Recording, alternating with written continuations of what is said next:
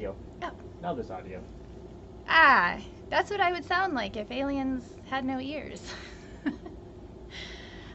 Today we're going to do some space news readings. I found some articles. I have trouble sleeping, so I go through and I read headlines in the middle of the night.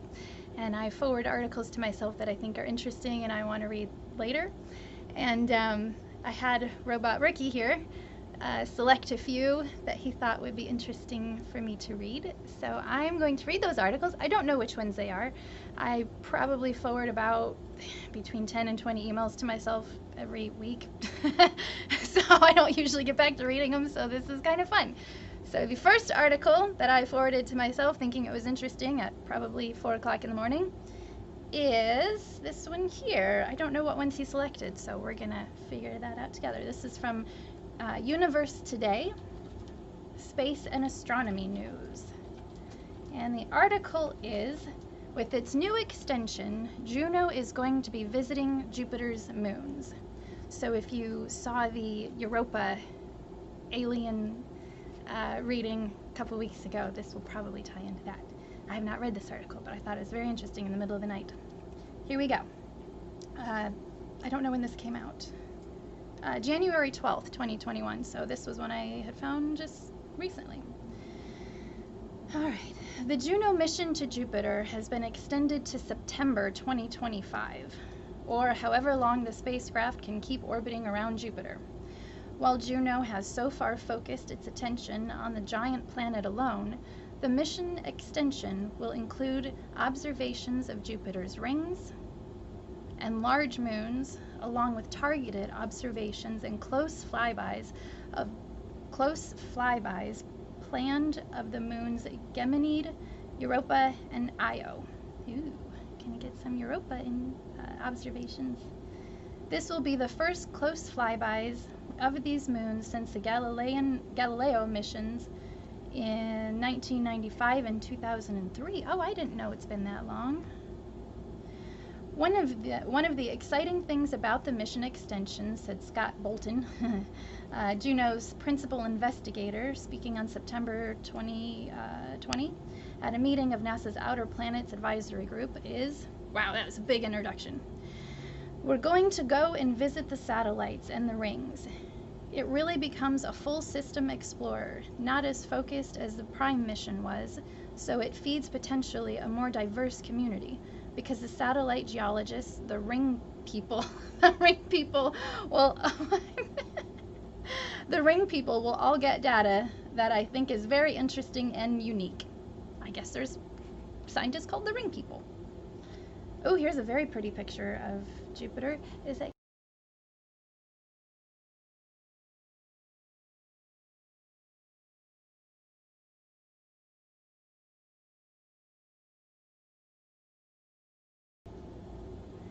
I like it to kind of keep up with the read as I go.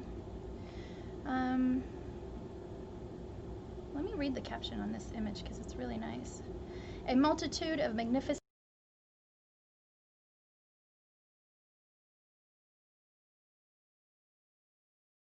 Webcam keeps turning off. Oh. Or not the webcam, the audio. Oh yeah, it's the audio going in and out.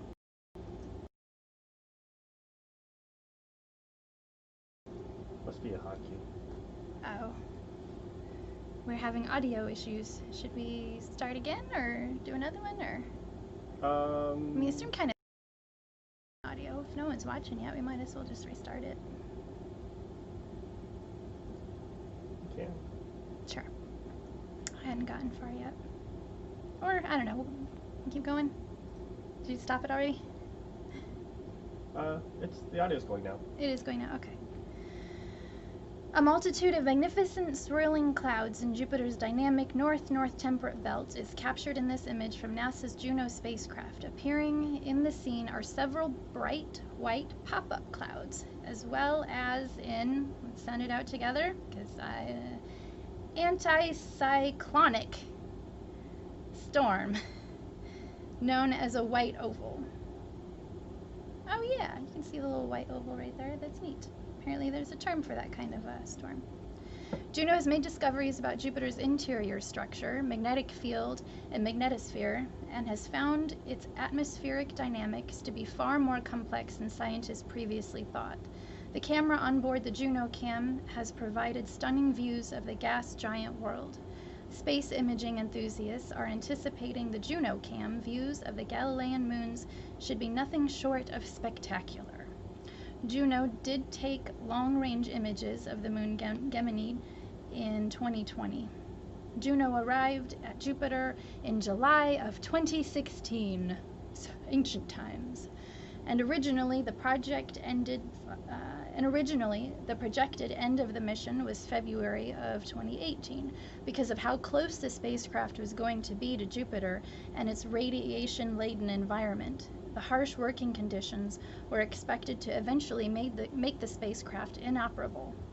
But the mission plan was changed when problems arose with the spacecraft's main engine shortly after Juno's arrival at Jupiter. Originally, the spacecraft was going to have a close-in 14-day orbit around the planet, but in late 2016, mission managers elected not to perform the final rocket burn for that orbit because of uncertainty of the engine's reliability. Is that the craft right there? Instead, a revised plan put Juno in a 53-day orbit. This meant the entire mission operated at a slower scientific pace. However, Bolton said, I always think Michael Bolton. However, Bolton said that the slower pace has been a saving grace. Juno has been exposed to less severe radiation, allowing the mission to operate longer than originally planned. I think the lesson is that we are flexible, and that is good in missions, Bolton said in September. So when you're designing a mission, try to be flexible, because you don't know what curveball you're going to get thrown. Some good advice. Cute little tweet here in the middle of the article for some reason. What would it be like to skim the cloud tops of Jupiter with the Juno mission? This video, okay. Putting together some of the images that they've gotten from it. NASA, let me see how long this, okay. NASA also extended the InSight mission to Mars for 2 more years, running through December 2022. InSight spacecraft and team deployed and operated its highly sensitive seismometer, measuring Marsquakes, instead of earthquakes, Marsquakes, and collecting data on robust tectonic activity on the red planet, as well as enhancing our knowledge of the planet's atmospheric dynamics, magnetic field, and interior structure. An independent review panel recommended the 2 mission extensions to NASA. The senior review has validated that these 2 planetary science missions are likely to continue to bring new discoveries and produce new questions about our solar system, said Lori Glaze, director of the Planetary Science Division at NASA headquarters in Washington. I thank the members of the senior review panel for their comprehensive analysis, and thank the mission teams as well, who will now continue to provide exciting opportunities to refine and understand our understanding of the dynamic science of Jupiter and Mars. NASA says that extended missions leverage the large investments in the missions, allowing continued science operations at a cost far lower than developing new missions. They're just running that odometer past 100,000. In some cases, the extensions allow missions to continue to acquire valuable long-duration data sets, while in other cases, they allow missions to visit new targets with entirely new science goals, NASA said in a press release. So basically, they're just saying that rather than going on a close, tight orbit for a short amount of time, they're going on a longer, faraway orbit for a longer amount of time. That's neat. Seems like it. Yeah, it was intended to orbit much quicker, but whatever. Well, they're just dealing with what they got. Yeah. They decided there was something wrong with the rocket engine, so they kept in the longer, wider orbits. Yeah. And they still get their data. Yeah, it sounds like there's even possibly a more benefit, or a benefit to it because it's more long-term data. So they took that obstacle and turned it into an advantage.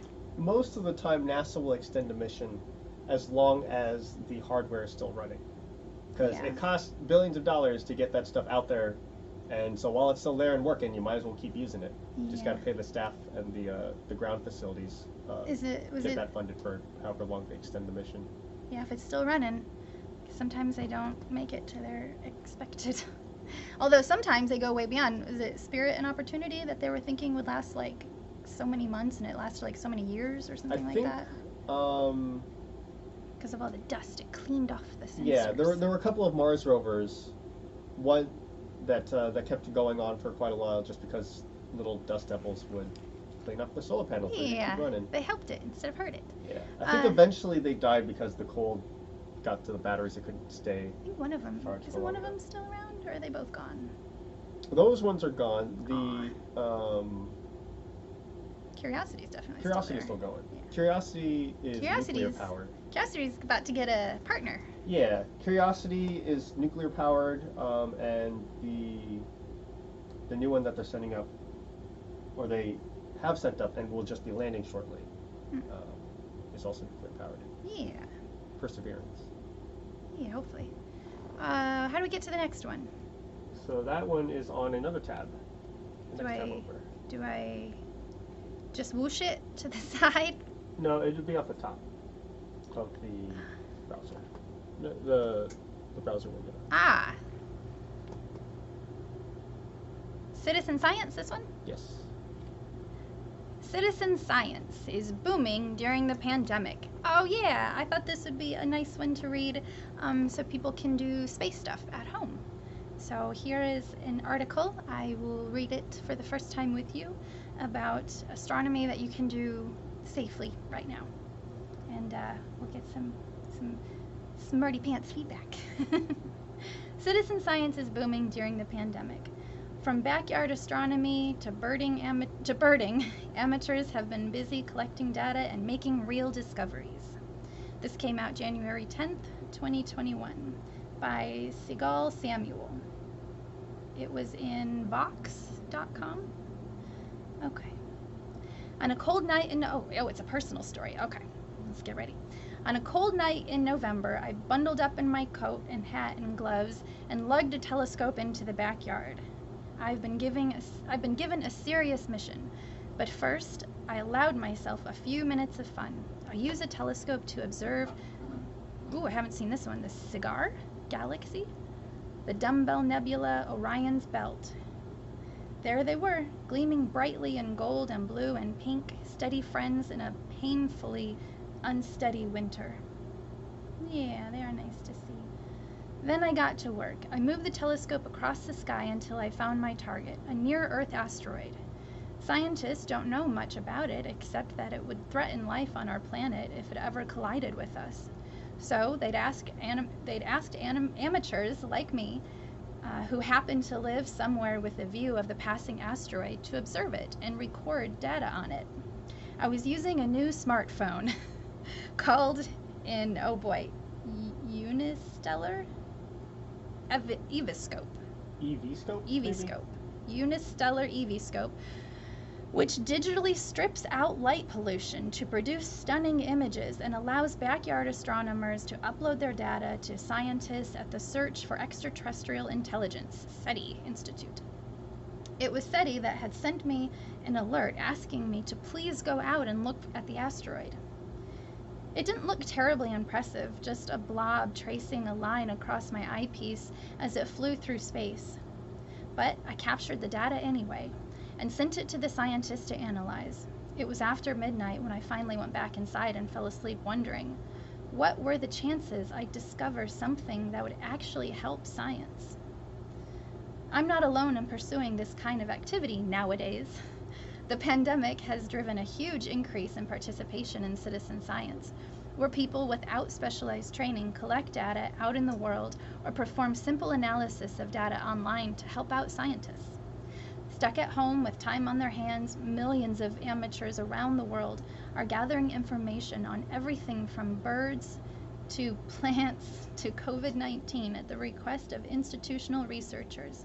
And while quarantine is mostly a nightmare for us, it's been a great accelerant for science. In some ways. Yeah, in a lot of ways, I suppose. Woman prepares her telescope to watch annual solar eclipse on a promenade in Hong Kong, June 21st, 2020. Early in the pandemic, the fire hose of data started gushing forth on citizen science platforms like Zooniverse and SciStarter, where scientists ask the public to analyze their data online. It's a form of crowdsourcing that has the added bonus of giving volunteers a real sense of community. Each project has a discussion forum where participants can pose questions to each other, and often the scientists behind the project, and forge friendly connections. That sounds nice. There's a wonderful project called Rainfall Rescue. It's transcribing historical weather records. It's a climate change project to understand how weather has changed over the past few centuries. Laura Truly, Vice President of Citizen Science at the Adler Planetarium in Chicago and co-lead of Zooniverse, told me they uploaded a data set of 10,000 weather logs that needed transcribing, and that was completed in one day. In Zooniverse projects like Snapshot Safari, ask participants to classify animals and images from wildlife cameras. That project saw daily classifications go from 25,000 to 200,000 per day in the initial days of lockdown. And across all its projects, Zooniverse reported that 200,000 participants contributed to more than 5 million classifications of images in 1 week alone, the equivalent of 48 years of research. Although participation has slowed a bit since spring, it's still 4 times what it was pre-pandemic. Many people are particularly eager to help tackle COVID-19, and scientists have harnessed their energy. Carnegie Mellon University Ronnie Sonfeld set up a platform where volunteers can help artificial intelligence predict the spread of the coronavirus. Even if they know nothing about it, AI. Researchers at the University of Washington invited people to contribute to COVID-19 drug discovery using a computer game called Fold It. They experimented with designing proteins that could attach to the virus that causes COVID-19 and prevent it from entering cells. Folded has been used in other projects like that. That's neat. You can play games and help scientists. Truly said she's not at all surprised to see so many people flocking to citizen science. Years back, Zooniverse surveyed participants to understand why they volunteered to spend so many hours sifting through data. Their top 3 reasons were wanting to contribute meaningfully to science, wanting to enjoy a pleasant distraction from everyday life, and wanting to be a part of a supportive community. Quarantine has intensified those drives. Many of us have longed to feel a sense of purpose, which experts on solitude say is vital for helping people get through isolation.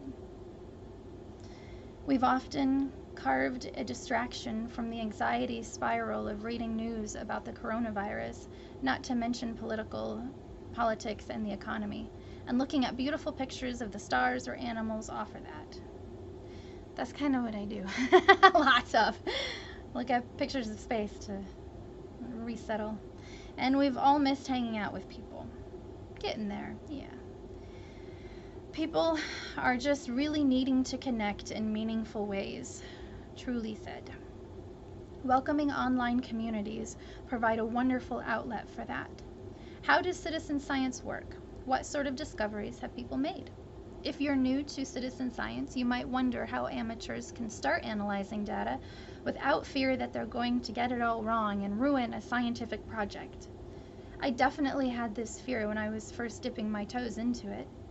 But it works because scientists break down complex tasks into micro tasks that people without specialized training can do. Even if people get some classifications wrong, that's fine, because scientists aggregate many people's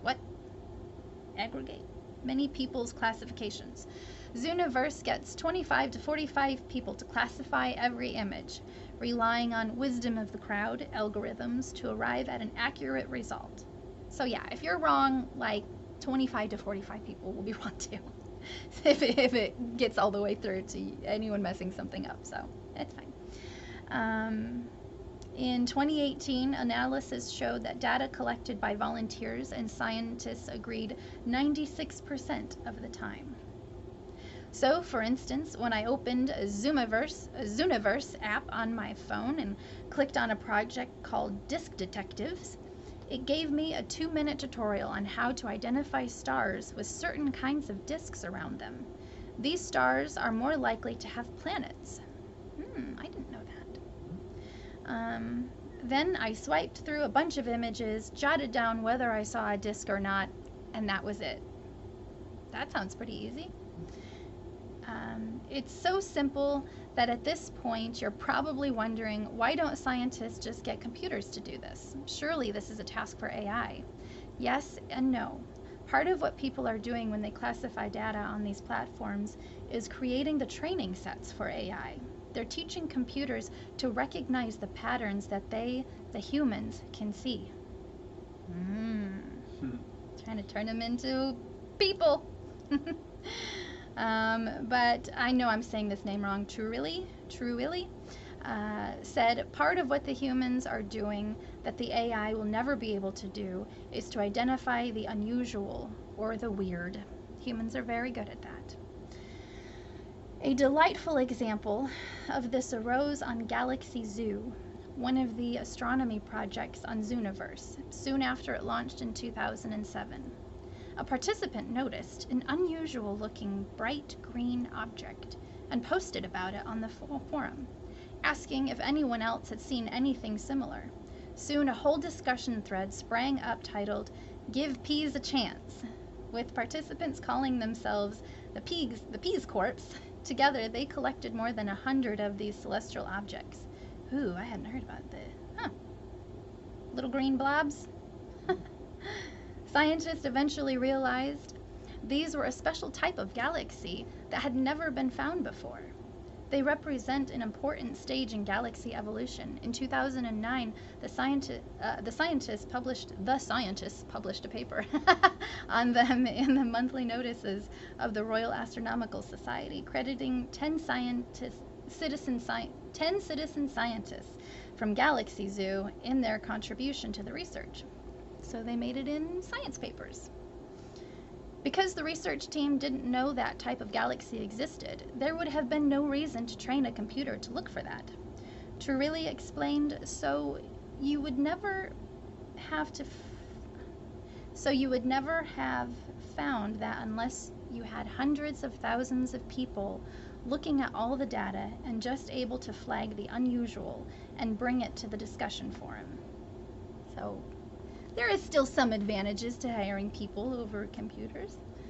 She believes AI will become increasingly integrated into citizen science platforms, but that human abilities will always remain a valuable component to it. Katie Cohen, a researcher who researches citizen science at the UK Centre for Science and Policy, is a bit more skeptical about the irreplaceability of human pattern recognition. With these kinds of online crowdsourcing exercises, I don't know if they necessarily have long-term potential, because technology is improving so rapidly. Whereas I think the community-oriented programs might be where more of the potential lies, because believed experience can be programmed through AI. Because lived experience, I read that sentence all the way wrong. Because lived experience cannot be programmed through AI. She was referring to the Citizen Science Project that asked volunteers to go out into the field, whether to count birds in their backyard, test air quality in their neighborhood, tag monarch butterflies migrating through their city, or observe asteroids zipping across their patch of sky. Frank Merchants of SETI Scientists and co-founder of Unistellar explained why it's so valuable to have multiple eyes scanning the heavens rather than relying on just a few telescopes that NASA uses to direct asteroids. If you only have a telescope in Hawaii and it's cloudy there, you're not going to have observations, he said. And that's already happened. We had an asteroid that we basically discovered at the last minute because for a week it was cloudy in Hawaii and nobody saw it. So the idea for our program is to have a worldwide network that's coordinated, a network that's capable of observing the sky 24/7. Can collaborative research build the public's trust in science?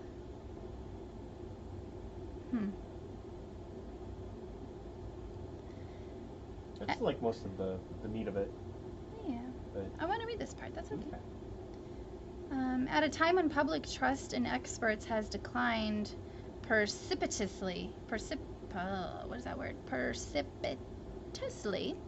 some scientists are arguing that a more collaborative research model can help counter science skepticism, and governments are increasingly realizing that it may be worth investing in citizen science, not only to accelerate scientific research, but also to boost trust in it. Both the US and the European Union currently fund major programs in citizen science. I do think it has a lot of potential to really improve trust in relationships, Cohen said. That's really why a lot of the policymakers that we work with are really interested in it across the various UK government departments. The big question, she said, is what type of public involvement is most effective in improving trust?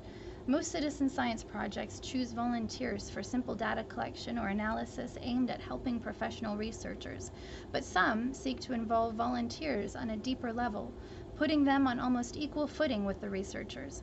One example of that, Cohen said, would be asking tobacco users to actually help design and study a study on how to minimize tobacco use. An even more extreme example would be a citizen assembly, a group of randomly selected citizens that makes recommendations to their government on how to handle issues like climate crisis. The idea of an assembly like this has gained ground in places like France and the UK, but this is definitely a more labor-intensive way to engage citizens than, say, a Zooniverse project, and it remains to be seen how well it will work. So, like, just have a independent, like a citizen group saying we want to deal with climate change this way. Yeah, I hope if people would. In the meantime, many scientists, such as Marchus, don't want the public to perceive them as elitists off on some ivory tower. When science is not part of your life, it's very easy to become against it because you don't really understand exactly what those people called scientists are doing, an astronomer told me. My personal goal is that people consider science to be part of their life, not something you can do only if you have a PhD. I certainly don't have a PhD in astronomy, but this winter I got to feel the thrill of participating in a scientific discovery. That night in November that I spent observing the near-Earth asteroid from the backyard, turns out 26 other amateurs from America to Australia, from Finland to France, also peered through their telescopes in their backyards that night. Together we obtained decisive data that allowed astronomers to model the asteroid's shape. When they shared the shape with us in December, it looked like a potato. A huge grin spread across my face. I was happy in part because I knew that scientists need this kind of data to divert asteroids from impacting Earth. But it was more than that. During the pandemic, I've barely been able to travel anywhere or see anyone. Yet somehow, I've also traveled to an asteroid. As it zooms past the planet and to the Cigar Galaxy and the Dumbbell Nebula and Orion's Belt, and I've connected with scientists and strangers who are trying to understand our universe a bit better and who are, despite the suffering that COVID-19 has wrought, finding this world to be full of beauty and awe. Aww. Yeah. That was a bit heavy in the middle, but it was nice. So, sounds like if people want to do citizen science on their own, making a account through this Zooniverse. Zooniverse has also had projects for exoplanet hunting from the Kepler Space Telescope and the TESS Space Telescope. So do people have to have telescopes though to be able to? Yeah. All the information is, at least for those projects, all the information is provided by the telescopes. Oh. And they just look through things that the scientists want help with. Like those people who saw those green blobs and they were like, that's weird, and then they found out it was a new type of galaxy. So you can just look at pretty pictures of outer space and make matches or show differences or track things like that. If you go to a website called Zooniverse, which actually we could try it, make an account and see what's on there. Right now? Well, not right now, but we have one more article to read right now. Okay. Or I guess, I don't know, do you want to do it right now? What happens when you click on it? I have not looked at the Zooniverse website in a while. Okay, we'll test that out and then we'll do that on some time. All right, let me find the next one. Okay, the next article that I read a headline for and thought was interesting and forwarded myself in the middle of the night is Perseverance rover. The search for life on Mars begins in February. Does it now? Okay, this is an article from Astronomy magazine, it looks like. I do like to read the author by the Physics ARXIV blog. I guess they don't give their name. Published Monday, January 11th, 2021. A nice little image of our artist's concept of NASA's Perseverance rover, which will soon begin roaming Mars in search for signs of ancient life. There are so many ads on this thing, my goodness. Yeah. They're very distracting. Okay, I think I got rid of the flashy one. All right, here we go. We're going to learn all about how we're going to search for aliens starting in February. We've been looking. It's not starting in February. We've started. Okay. On the 18th of February, the Mars 2020 mission will touch down in a small crater called Jezreel,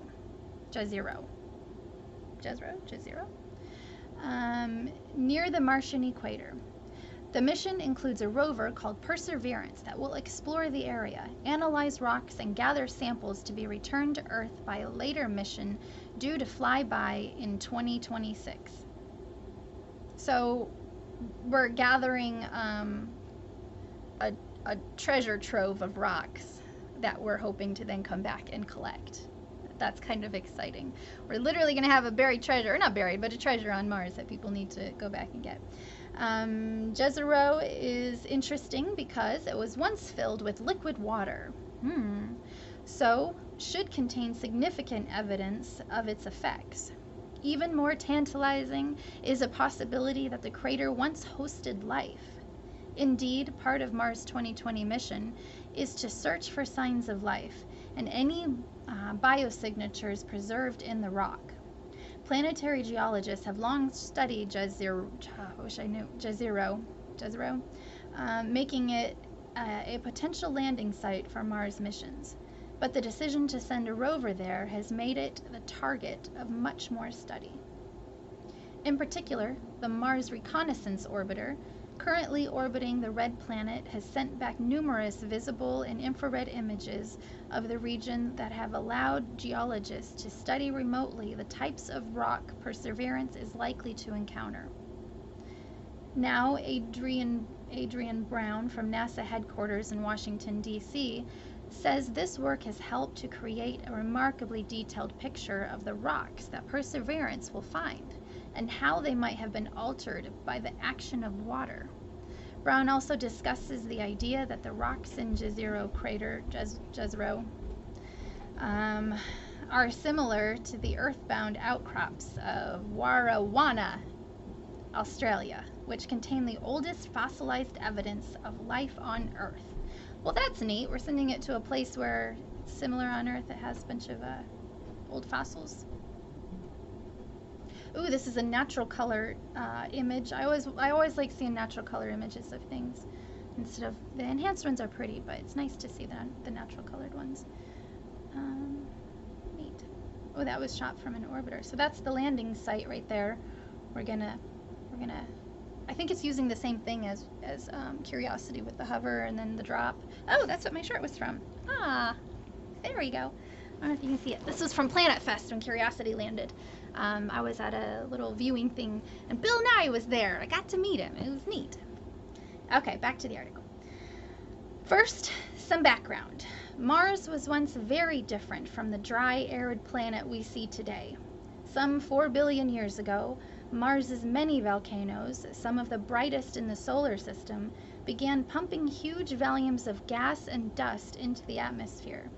This trapped energy from the sun, causing temperatures to rise and allowing liquid water to pool on the surface. The atmosphere might have supported clouds and rainfall, creating conditions that were ripe for the emergence of life. But about 3.7 billion years ago, the planet began to cool, along with its interior, shutting down the planet's internal magnetic dynamo and destroying its magnetic field. As the surface cooled, the liquid water froze at the poles and became permafrost. This created the conditions for massive flooding. Whenever an asteroid impact heated the area, the permafrost melted, sending torrents across the surface. Today, the planet is scarred by huge channels carved by these floods. Oh, I never really thought about that. That's neat. Planetary geologists think Jezreel. Wish we could look that up. I really wish I knew which one it was. Crater filled with water at least twice, but at the resulting lakes were long-lived. I can't even keep reading because it's tripping me up. I think it's Jezreel. I'm just going to say Jezreel. Okay. Planetary geologists think Jezreel Crater. Can you look it up on your other computer? We just got to get this right. Can't read this whole article and not even know the name of the landing site. My phone's over there. I guess I could grab it too. Okay, I'll keep reading while he's getting that, but I can't just read this whole article like this. That's kind of important. Jezreel or Jezreel? Jezreel? Okay. Planetary geologists think Jezreel Crater filled with water at least twice, but that the resulting lakes were long-lived. So it filled with water twice, the lakes were around for a while, lasting perhaps 10 million years. That's a long-lived lake, and finally disappearing about 3.7 billion years ago. This may be the final time water flowed on Mars, says Brown, who presented this paper at the 23rd International Mars Society Convention in October. The crater is about 50 kilometers in diameter and well studied using the cameras aboard the Mars Reconnaissance Orbiter. The images at various frequencies of visible and infrared light reveal the composition of the rock and also its grain size, which reveal how it has weathered over time. Brown says this shows the crater was originally formed in rock consisting of ovalene, a material containing iron, magnesium, and silicates, as well as carbonates. Brown says an important discovery is a rocky outcrop beyond the waterline that reveals an unaltered rock as it originally formed. This will become an essential reference for the mission, against which altered rocks can be compared. So they have a piece of rock that they think is unaltered next to rocks that are altered, and they're going to compare them since they're by each other. And outcrop. That would be a good spot to land. Waterworks. Within the crater, clay has formed in various areas, which geologists believe can only happen in the presence of water, which will have carried the necessary materials from surrounding areas. This is likely to have formed in layers, which may be visible near the shoreline. Shoreline on Mars. The most intriguing line of investigation is Brown's comparison between the rocks of Jezreel Crater and those at where Juno in Australia. Back in 1983, paleobiologists discovered evidence of fossilized cells in these rocks, which formed some 3.5 billion years ago. They represent the oldest geological evidence of life on Earth. That immediately raises the tantalizing possibility that similar evidence might be present in Jezreel Crater. If so, an important question is whether Perseverance will be able to gather this evidence and analyze it in the necessary detail. That's a big ask, even for a mission designed to look for signs of life. The limitations in spaceflight-ready instrumentation and the remote location of the scientific team limit the extent of scientific analysis that can be done by the rover missions to Mars, Brown points out. But even if not, Perseverance will gather samples that will later be returned to Earth by a sample return mission. The advantage of such an approach is that the rocks can be studied in more detail by a wider variety of instruments. Inspired by the Apollo samples, which still continue to propel new lunar science discoveries, we anticipate that the analysis of the samples returned by MSR will rely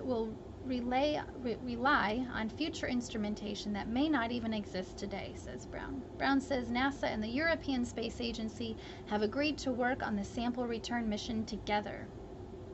Good.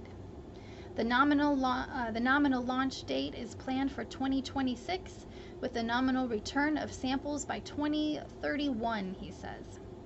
So, for a definitive answer to any questions about signs of life on Mars, we will probably have to wait until then. That's a long time! Yep.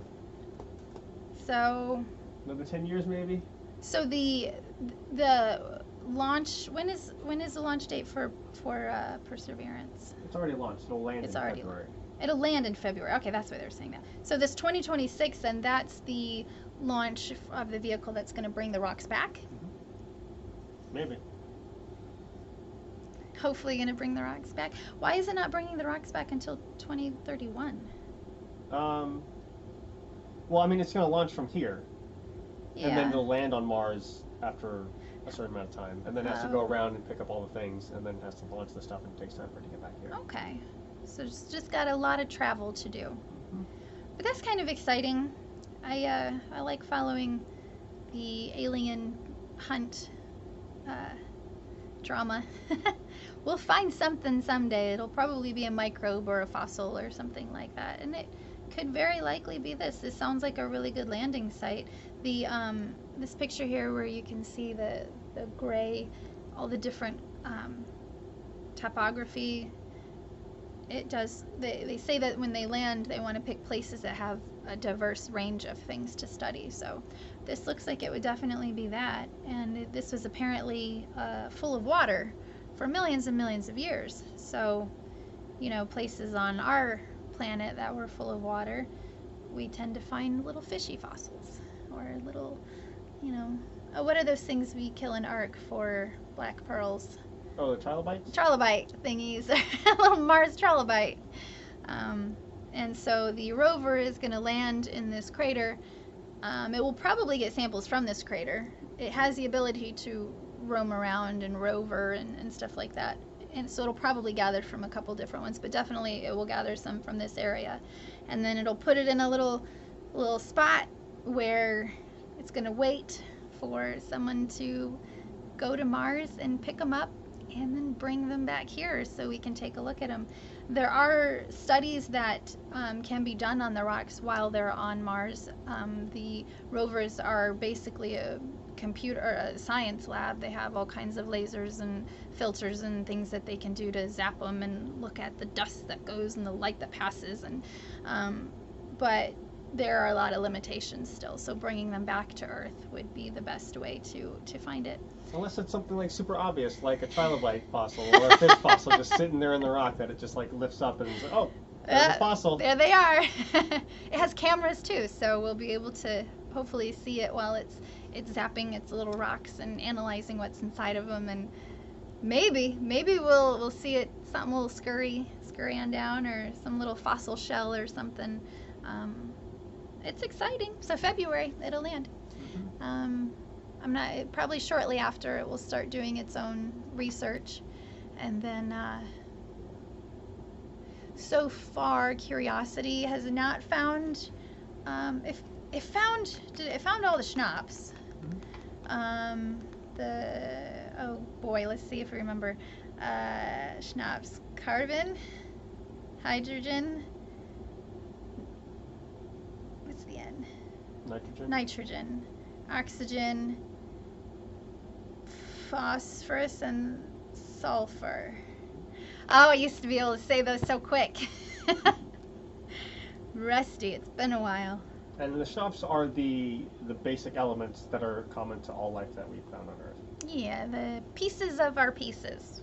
What all of our stuff is made of on the element, the table of elements. There's more things too, but those are the things that living things tend to have in common. So finding all of those things that living things have in common on another planet is very exciting. And I think, did Curiosity find those first, or had we already known that those were there? I think we knew that most of those things were there. Yeah. Curiosity, I think, maybe found more definitive proof of them being in the ground. I haven't really heard as much as I thought I would about Curiosity's discoveries. I was obviously very excited when it launched. This is 2012 when it launched, and Perseverance, the one that's going up, is I'm sure it's updated, but it's very similar to Curiosity when it launched. It's got the same kind of actually, I have a picture here. This picture might be of artist rendition of Perseverance. So the Curiosity rover looks a lot like this, just the scientific instruments are different a little bit, but the main body of it is the same. And it worked last time, so we're gonna do it again. This time we picked a different. It's like a new SUV model. It's the same line. It's like a Escort. What's the Ford? I'm not a car Explorer. person. It's like the Ford Explorer, but there's like the 2012 model, and then there's the newer model. This the is the 2020 model.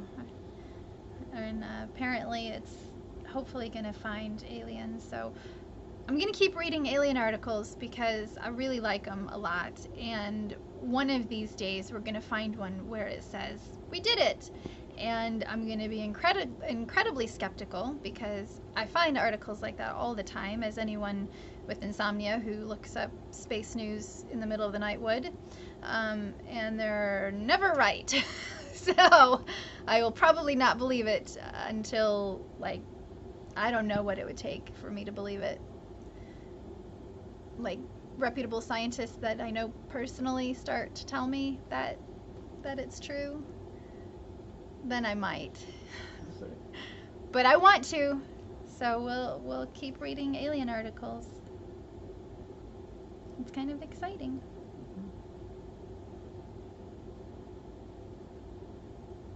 Okay. I'll find some more tonight. And make what was that account? Zooniverse. If you'd like to help out in citizen science, you can make a Zooniverse account and go look for green blobby galaxies that no one's ever seen before, because AIs wouldn't know they existed. Keep our place as humans relevant.